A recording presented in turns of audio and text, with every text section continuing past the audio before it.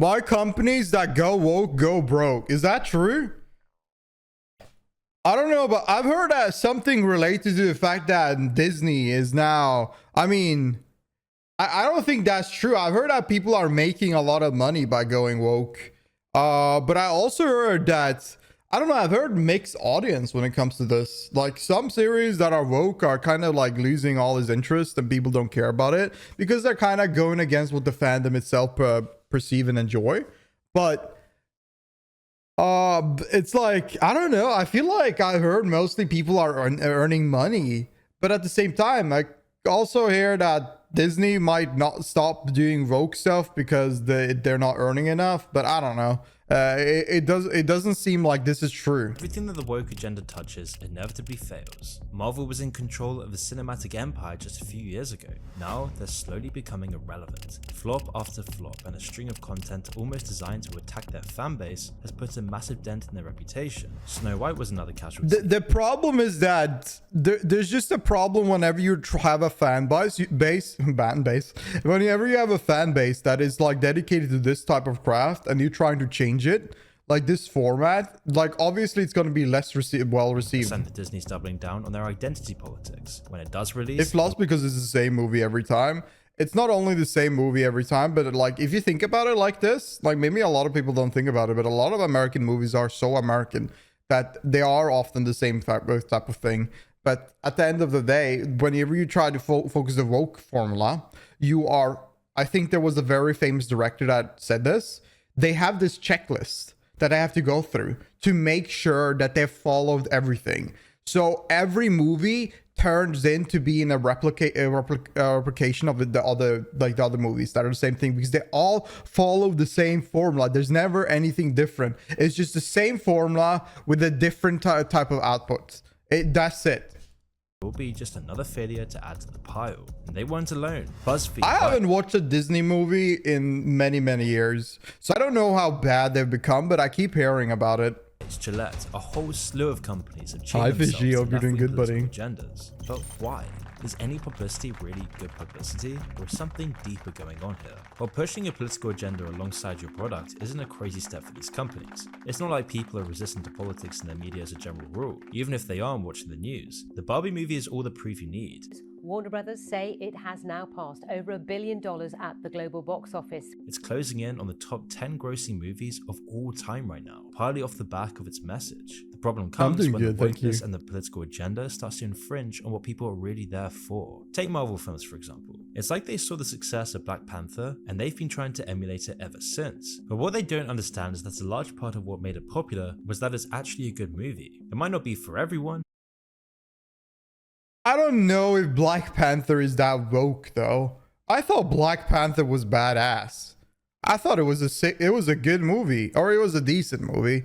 I mean, like a good movie. I feel like the 2 decades we had, there's barely been any good movies, but a lot of movies have been decent and all right watch. But among Marvel films in general, it's regarded as one of the better ones. Comparing it to some of the films they've been pushing out today, and the difference is nice. I heard a lot of bad things about She-Hulk, but I've never watched it. Rather than tell the story, detracts from the entire movie. There's no effort or creativity in race switching fictional characters, making. I think I have like the controversial take on the race switching characters is.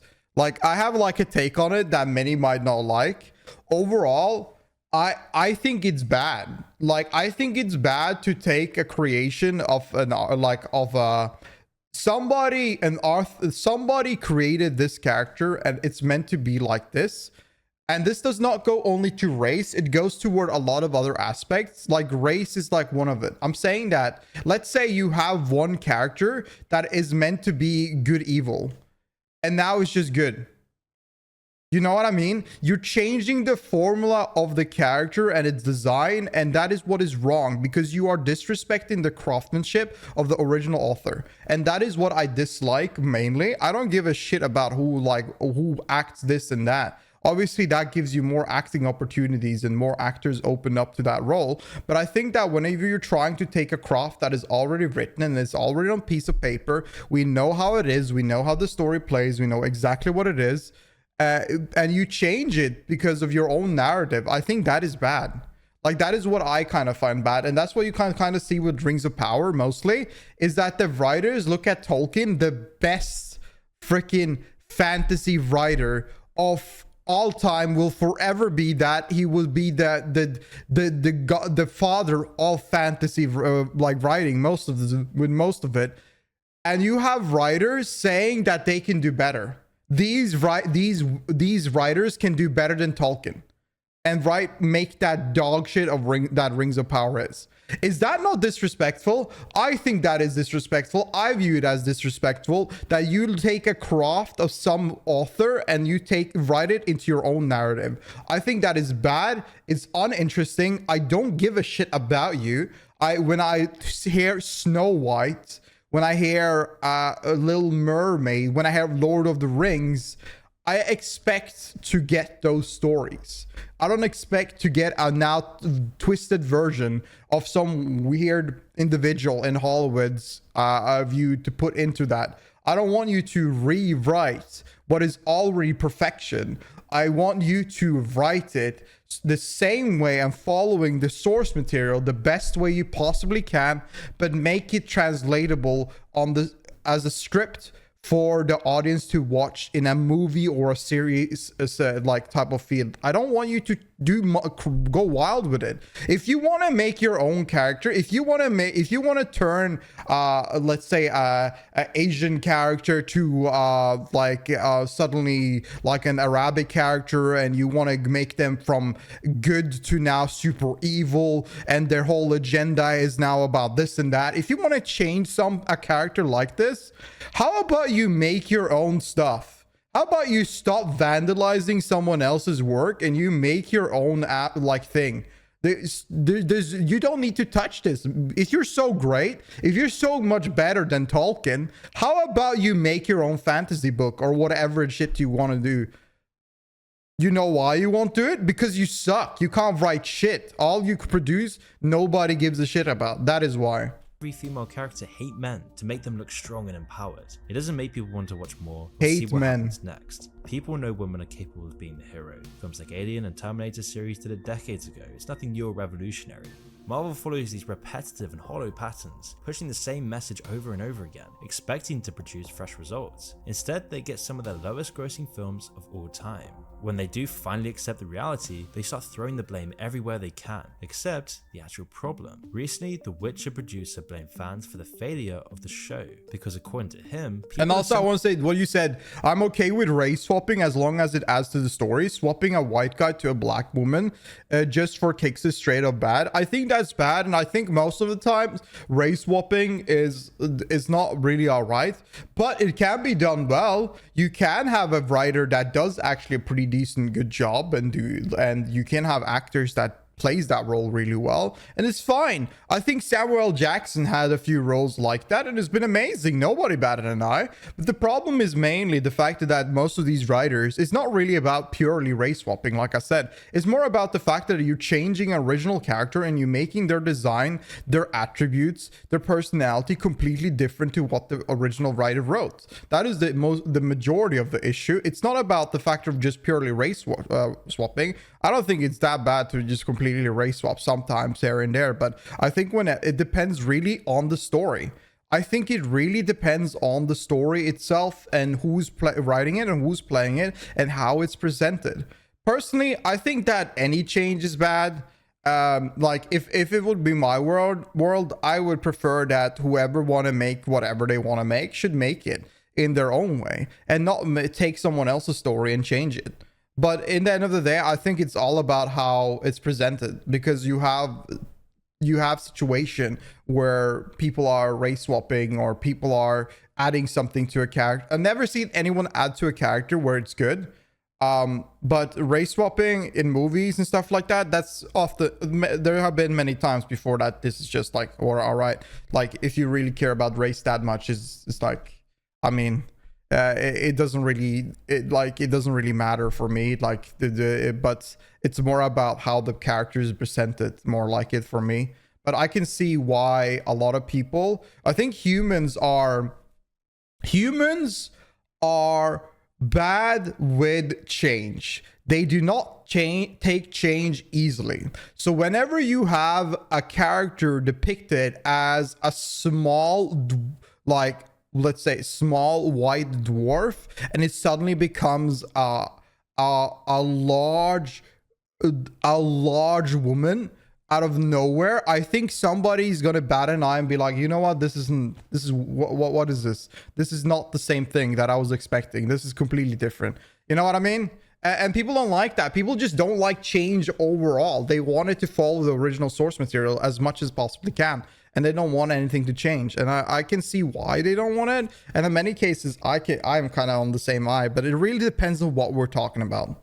Importance for not understanding their show, which makes no sense as they completely changed the source material and the whole franchise is in jeopardy. They have no hope. Henry Cavill was the only thing keeping the show alive. Imagine Snow White with black actors in the hood. It would be great. Tons of media giants have fallen into you make a comedy too hard on going woke. BuzzFeed scary movies. Was one of the first media companies that connected with the internet audience, and they used to dominate people's timelines and feeds. Their shows like Unsolved used to get millions of views daily, but as they grew and began to expand, everything else began to crumble. BuzzFeed started to become more political, not in a satirical or informative way, but to push a plastic agenda and divide people on the basis of any progressive thing they found.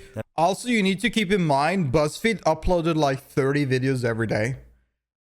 Like, who in their right mind would look at their subscription fee or look at their channel whenever they upload 30 videos every day? Like, how do you figure out what you want to watch?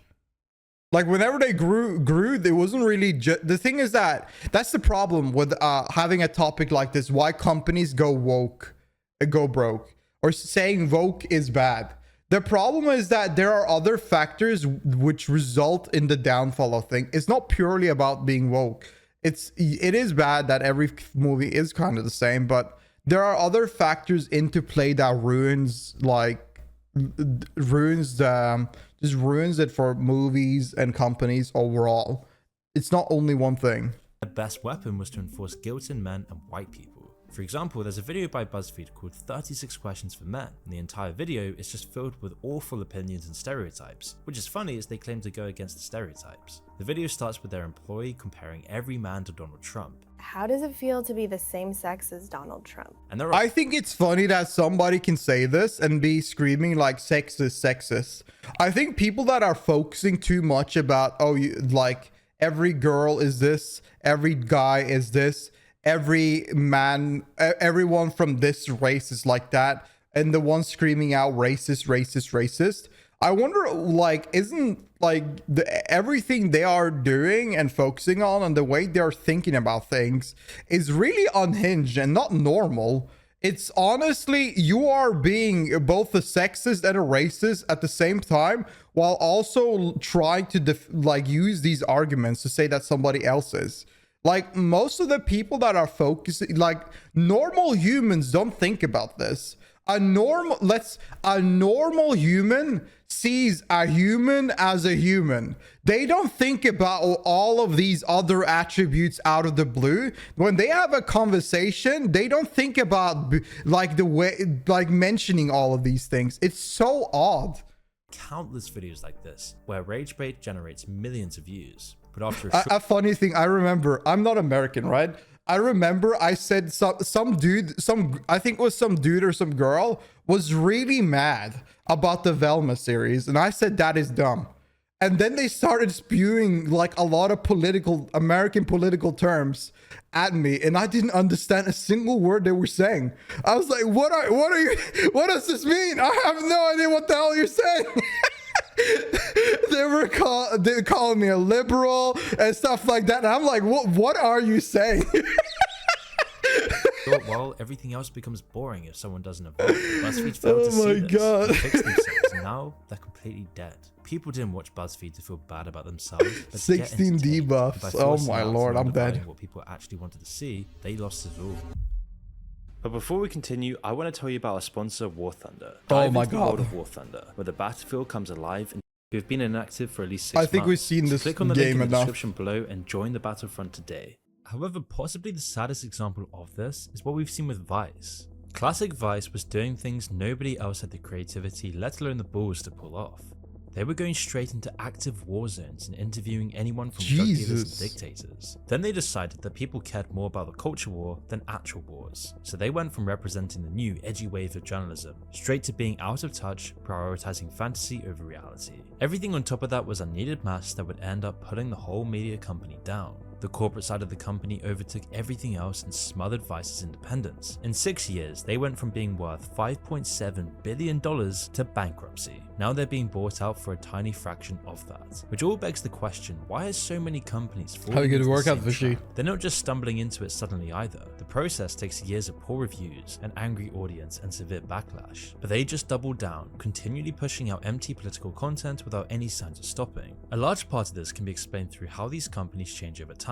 Take Vice for instance. They began as independent filmmakers and journalists, pursuing stories they thought were relevant to their audience. Obviously it worked and they kept on expanding. At first this was great, more passionate filmmakers and artists joined their ranks, and they kept on making quality content. But as they got larger and larger, more money got involved, and with it came investors and a more corporate structure and philosophy. Like every other large media That's when everything goes down, man. Company, it got taken over by the coastal intellectual elite. In 2019, around the same time as the beginning of the decline, they took a $250 million investment from George Soros and other political investors, where they started pushing their philosophy of political correctness, focusing more on the kinds of articles and videos than what got them there in the first place. Now they're on the way to being bought by the Saudis. It's a cruel twist of fate, seeing an independent journalism company go into bed with a regime that assassinates journalists. But with bankruptcy looming, they signed a $50 million deal to make content for Saudi TV. It's on top of the secret $20 million festival in the Arabian desert they ran, and reported censoring of things the Saudi government doesn't want its people to see. So they went from documenting dictators to actually getting funded by them. And if that isn't against the woke ideology, then nothing is real. It's not an ideology these coastal and corporate elites share with anyone else. Despite being some of the most powerful, privileged people on the planet, woke billionaires and elites have decided they're really the champions of the people they're exploiting. Real societal issues are used like armor to deflect against criticism. By co-opting and repurposing issues and causes, companies can get into the headlines and CEOs can score some points with their ideologue friends. It's an ideology that runs on awareness rather than action. The political equivalent of changing the background on your Facebook profile picture to show your support. What these companies fail to realize is that barely anyone cares more about gender politics than what they're actually there to see. No one in their right mind cares deeply about whether the host of Disney World says ladies and gentlemen or boys and girls. Sure, Disney might have gotten a few points with a specific niche of obsessive leftists, but these aren't new people with very long memories, brand loyalty, or any real reason to care about Disney at all. Their core audience of families and young children certainly don't. Nor do they care about the cutting commentary on patriarchal stereotypes that the new Snow White movie is going to blow everyone's minds with. I just mean that it's no longer 1937, and we absolutely wrote a Snow White that is not going to be saved by the prince. She's not going to be saved by the prince. Do you think kids want to watch that? Little girls want to be saved by the prince. They want to see that. The thing is that Disney overall, when it comes to, they're making movies and shows and series for kids most of the time, ignoring the Marvel stuff, but like Snow White is meant for children. You're meant to make a story that is capturing the interest of children so that they have like an enjoyable story to watch and enjoy.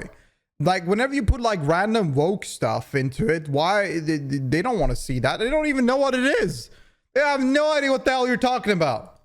She's not going to be dreaming about true love. She's dreaming about becoming the leader she knows she can be. Other than a costly legal battle again, with like DeSantis, no, Disney isn't getting anything. For other companies that are selling products rather than entertainment, it's even worse. It's a complete mystery why Gillette thought they were both the authority on gender relations and that their core market wanted to be shamed and lectured by them. We can't laugh it off. Who's the daddy?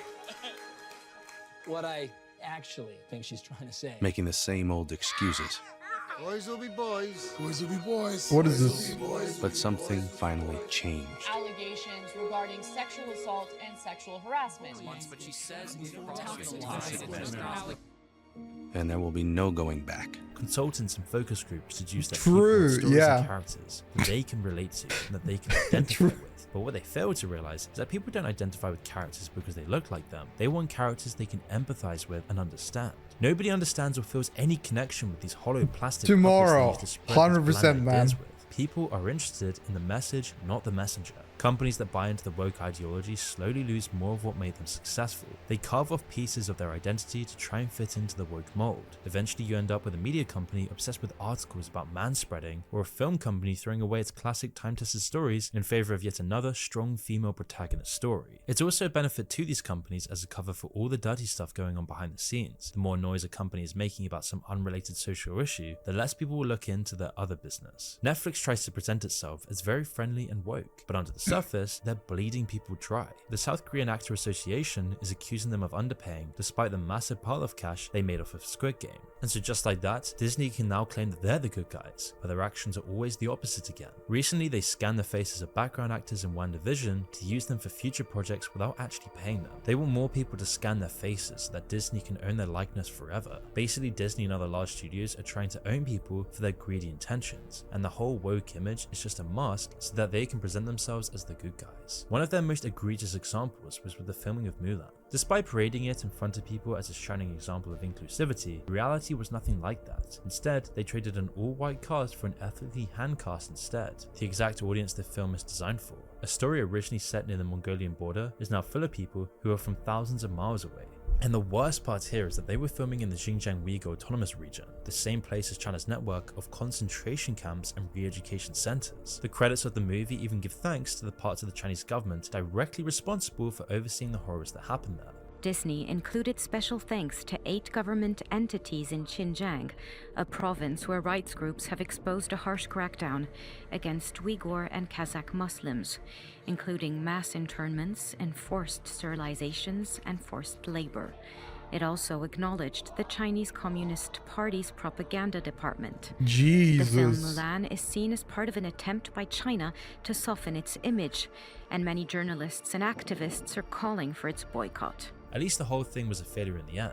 Despite all the pandering and focus grouping, the film got a frosty reception. 4.7 out of 10 was the average review score on Douban, a Chinese film reviewing site. The Chinese market is just too tempting for these companies though. Disney has far more allegiance to China than any of their other political crusades. Bob Iger came There's a lot of money there. I was reading the book because he obviously at one point was going to be Hydra the US or potential US ambassador to China. He's now currently CEO of Disney again. I think Marvel movies start to stream in to China again now that he's back in that role. I mean, I think there's no question that they have had the most success in China.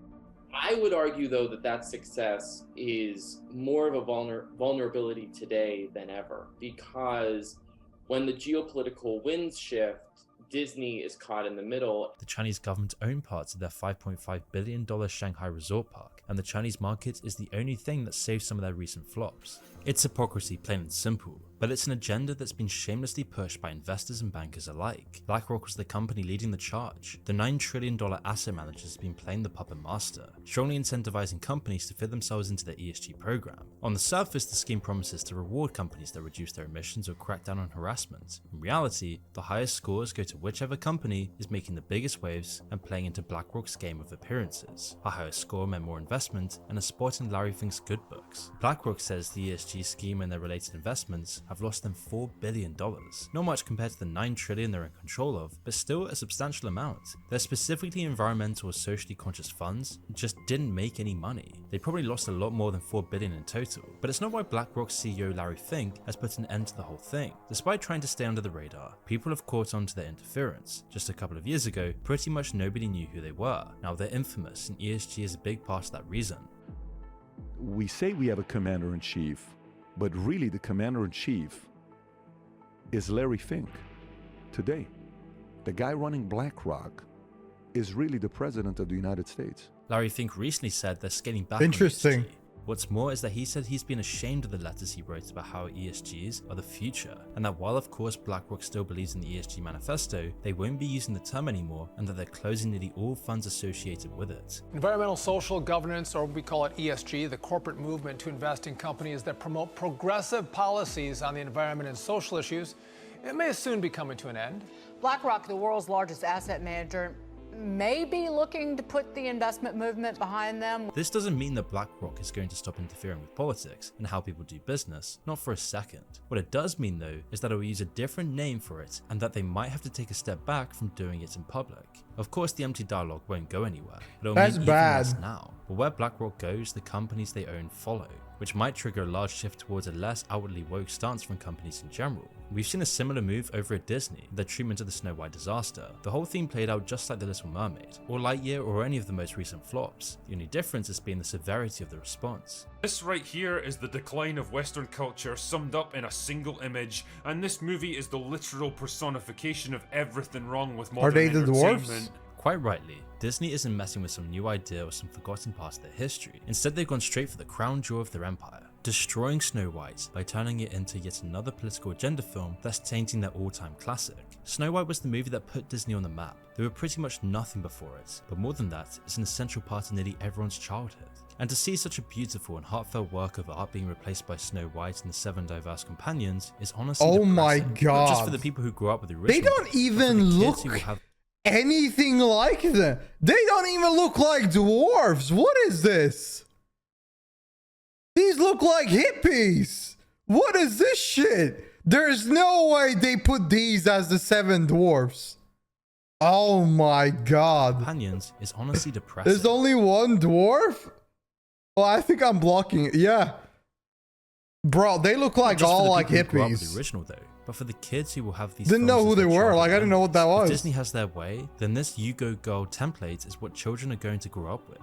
It doesn't tell them anything about the world, in fact it lies to them. These woke stories always revolve around a protagonist that starts out perfect, and it's the world that has to change to accommodate them. Mulan's new protagonist had magical superpowers from the beginning, completely taking the steam out of the plot. Rey from Star Wars was apparently born as a Jedi Master. Isn't the whole point that Mulan is training? Okay, alright. Easily defeated Kylo Ren, who's been training his entire life. Snow White's new journey will be about showing everyone else how perfect they are, and it will only end once everyone recognizes that she really is the best. Are these the morals and ideas we should be instilling in kids? That they only need to be their own perfect selves and the world will hand everything to them on a silver platter. By buying into this nonsense, these companies are dooming future generations even more than they already are.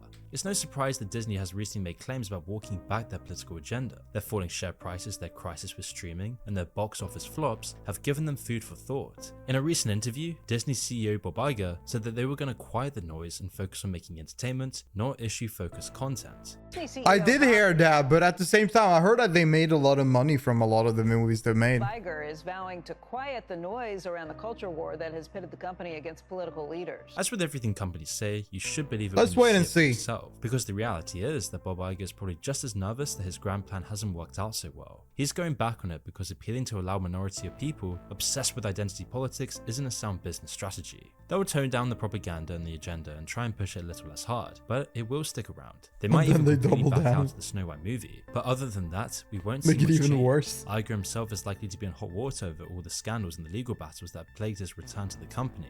After he tried to retire just a few years ago, the move away from politics could just be a ploy to save his own skin, if they even follow through with to begin with. And a special thanks to War Thunder for sponsoring this video. Make sure to thank you War Thunder for sponsoring this video. That was a good video. Awesome Never watched this channel before, but that was definitely interesting.